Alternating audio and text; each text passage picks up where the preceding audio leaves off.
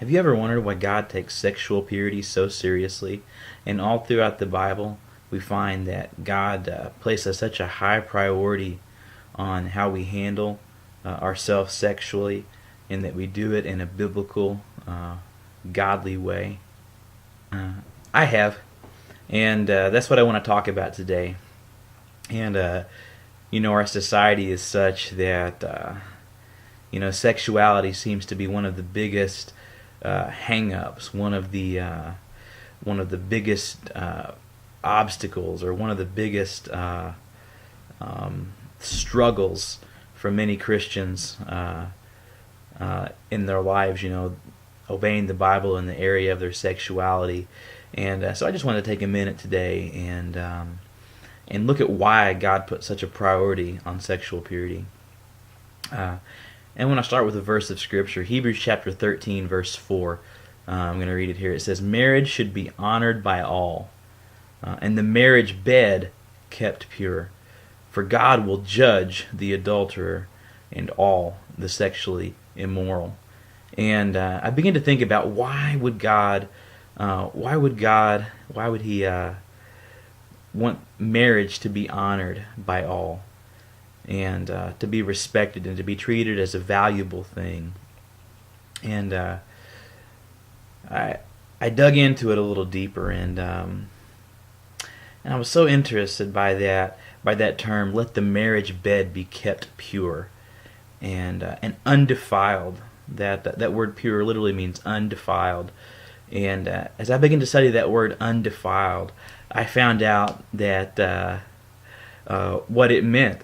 And I don't know if you've ever seen those Greek statues, or a statue carved out of marble, or carved out of like a really high quality stone. But back in history, that's how they would. They couldn't take pictures and they couldn't make videos, and so to preserve how someone looked, and to make a record of how someone looked, they would carve a statue of them. And man, they did some incredibly detailed work, and the statues were nearly perfect representations of what people would look like. And so after that person passed away, the only record, the only evidence, the only depiction of that person's physical appearance, that person's physical character, was all that was left of them, was that statue, if they were able to have a statue made. And that word "defiled" literally carries with it the understanding of being defaced or decharactered, if you will. And so often those statues, they would, when a conquering nation would come in, or a conquering army would come in, they would destroy those statues and that artwork, and it was a way of just ransacking or totally destroying a country's history and their records. And so often that's why we see the statues with the broken arms, or the broken facial features, where we can't really see and tell what those people looked like when they were alive. And I begin to think about why would the Lord use that word "undefiled" when He was talking about the marriage bed. And I realized, as I began to look closer at Scripture, I realized that that our sexuality and the way we relate sexually to our spouses, it is a picture of God's character, of God's personality, of God's relationship with mankind, and God's relationship with Himself in His triune nature. And the Lord put such a premium on sexual purity and on marital purity, because those things are responsible for revealing His character to the world around us.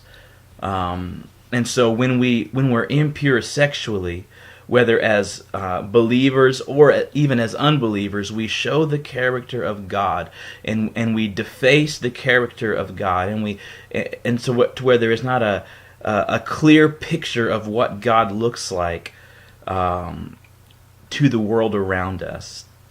And so when we defile ourselves, and when we defile and we disobey God's will and purpose concerning sexuality, we literally deface His character. We deface His purity. We deface His faithfulness. We deface His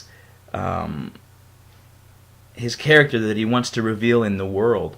And so there's so much more writing on what we do and how we handle and steward our sexuality than just keeping a list of right and wrong.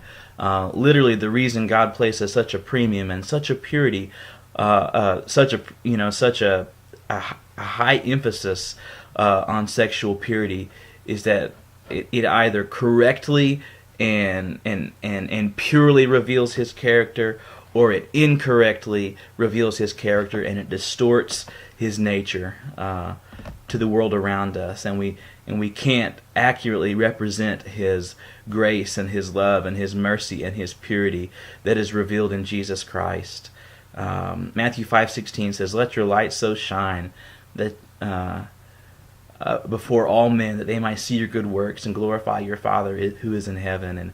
And the reality is that if we don't properly reveal the character of God with our sexuality, that somehow it attacks and it undermines the light of the character of Jesus, and the light of the character of God, and the light of the purity of the gospel that is represented in this world today.